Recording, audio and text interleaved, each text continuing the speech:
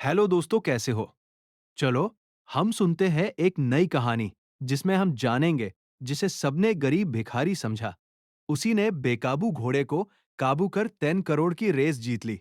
एक छोटे से गांव में, जहां हरे भरे खेतों के बीच पुरानी झोपड़ियां बिखरी हुई थी, राहुल नाम का एक लड़का रहता था।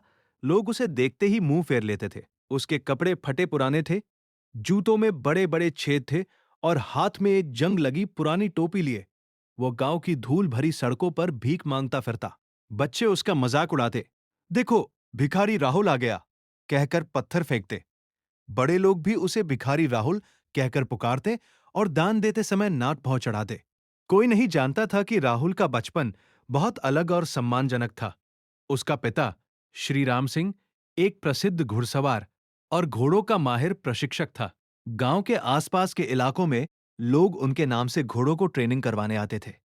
राम सिंह घोड़ों की देखभाल में इतने निपुण थे कि वे एक बेकाबू घोड़े को भी कुछ ही दिनों में आज्ञाकारी बना देते थे। लेकिन किस्मत ने करवट ली। एक भयानक दुर्घटना में राम सिंह की मौत हो गई। घोड़े की पीठ से गिरकर वे गंभीर रूप से घायल हुए और अस्पताल में ही दम तोड़ दिया।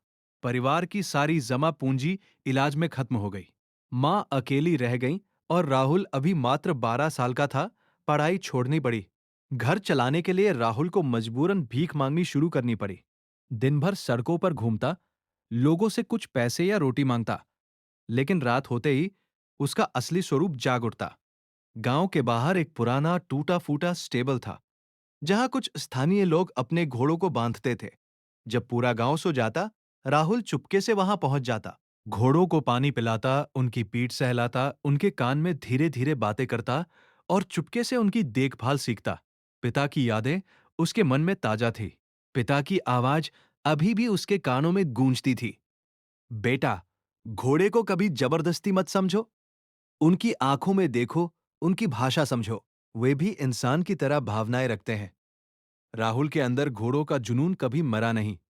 भले ही दिन में वो भिखारी कहलाता था, रात में वो खुद को एक घुड़सवार समझता था। साल बीतते गए।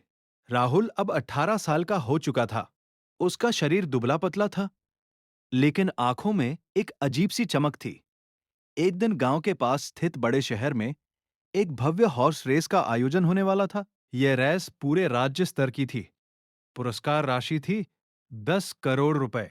इतनी बड़ी रकम किसी भी घुड़सवार के लिए सपने जैसी थी। रेस में भाग लेने वाले घोड़े बेहद महंगे विदेशी नस्ल के और बेहतरीन प्रशिक्षकों द्वारा तैयार किए गए थे। लेकिन सबसे चर्चित और खतरनाक घोड़ा था ब्लैक थंडर। काला रंग, चमकदार शरीर, लंबी गर्दन और आग जैसी तेज रफ्तार। समस्या यह थी कि ब्लैक थंडर बेहद बेकाबू था। कई अनुभवी घुड़सवार उसे संभाल नहीं पाए थे। एक घुड़सवार तो इतना घायल हुआ कि अस्पताल में भर्ती होना पड़ा। लोग कहते थे, इस घोड़े को कोई नहीं जीत सकता, यह तो मौत का खेल है। रेस के दिन पूरा स्टेडियम दर्शकों से भरा हुआ था। अमीर घुड़सवार चमचमाते जूतों, महंगे राइडिंग सूट और ब्रांडेड हेलमेट में घोड़ों को तैयार कर रहे थे। मीडिया के कैमरे चारों तरफ घूम रहे थे। तभी भीड़ में एक साधारण सा लड़का दिखाई दिया। फटा हुआ कुर्ता, नंगे पैर, धूल से सने बाल और पुरानी टोपी हाथ में। लोग हंसने लगे। अरे भिखारी, तू यहां क्या कर रहा है? भीख मांगने आया है क्या? कोई बोला। दूसरा हंसते हुए बोला, शायद घोड़ों की लीड साफ करने आया होगा। राहुल ने किसी की परवाह नहीं की। वह सीधा आयोजकों के पास पहुंचा और शांत स्वर में बोला, मुझे ब्लैक थंडर पर सवार होने दीजिए। सबने ठहाका लगा दिया। आयोजक भी पहले तो मजाक समझे, बेटा, ये कोई खेल नहीं है, जा कहीं और भीख मांग। लेकिन राहुल ने जिद नहीं छोड़ी। उसकी आंखों में एक अटूट विश्वास था। आखिरकार आयोजकों ने सोचा, चलो, मजा आएगा। ये भिखारी घोड़े से गिरकर तमाशा बनेगा और वीडियो वायरल हो जाएगी। उन्होंने अनुमति दे दी। जब राहुल ब्लैक थंडर के स्टॉल के पास पहुंचा, तो घोड़ा जोर जोर से हिनहिनाने लगा। उसने पिछले पैर उठाकर जोर से पटके। आसपास खड़े लोग डरकर पीछे हट गए। ब्लैक थंडर की आंखें लाल हो रही थी और वो बार बार सिर झटक रहा था। लेकिन राहुल डरा नहीं। वो धीरे धीरे आगे बढ़ा, घोड़े की आंखों में सीधे देखा और बहुत प्यार से उसके कान में फुसफुसाया, शांत हो जा दोस्त, मैं तेरा दुश्मन नहीं हूं, मैं तुझे समझता हूं। फिर उसने धीरे से ब्लैक थंडर की गर्दन पर हाथ फेरा। जादू हो गया। घोड़ा एकदम शांत हो गया।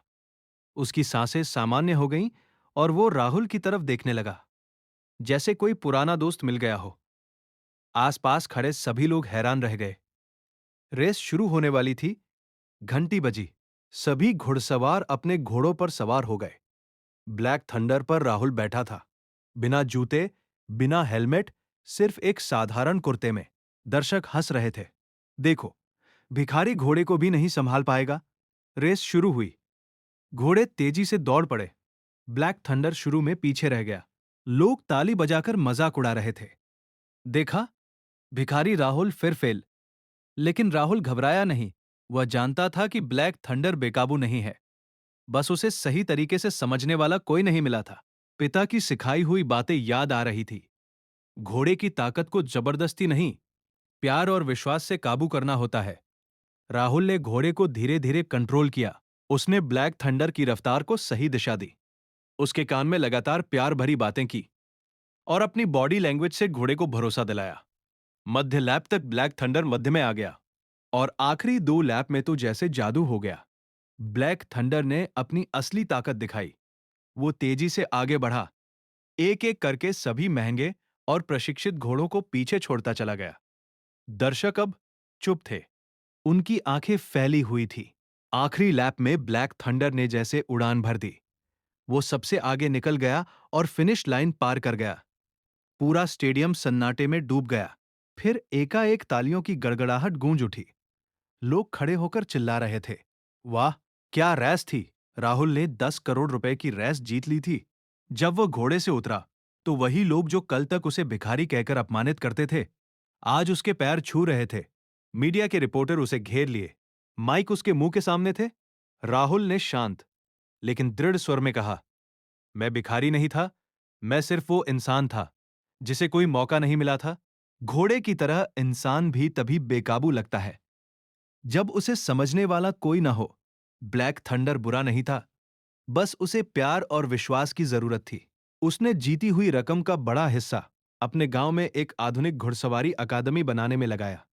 गरीब बच्चों को मुफ्त ट्रेनिंग दी जाने लगी। अनाथ बच्चों को उसने अपना परिवार बनाया। राहुल की मां अब खुशी खुशी रहती थी। गांव के लोग अब उसे घुड़सवार राहुल कहकर सम्मान देते थे। ब्लैक थंडर अब राहुल का सबसे विश्वसनीय साथी बन गया था। दोनों साथ में कई और रेस जीते और सैकड़ों बच्चों को प्रेरणा देते रहे। यह कहानी सिखाती है कि कभी किसी को उसकी वर्तमान हालत देखकर मत आंकना। हर इंसान के अंदर छिपी हुई अनगिनत क्षमताएं होती हैं। बस सही मौका, सही समझ और थोड़ा सा विश्वास चाहिए।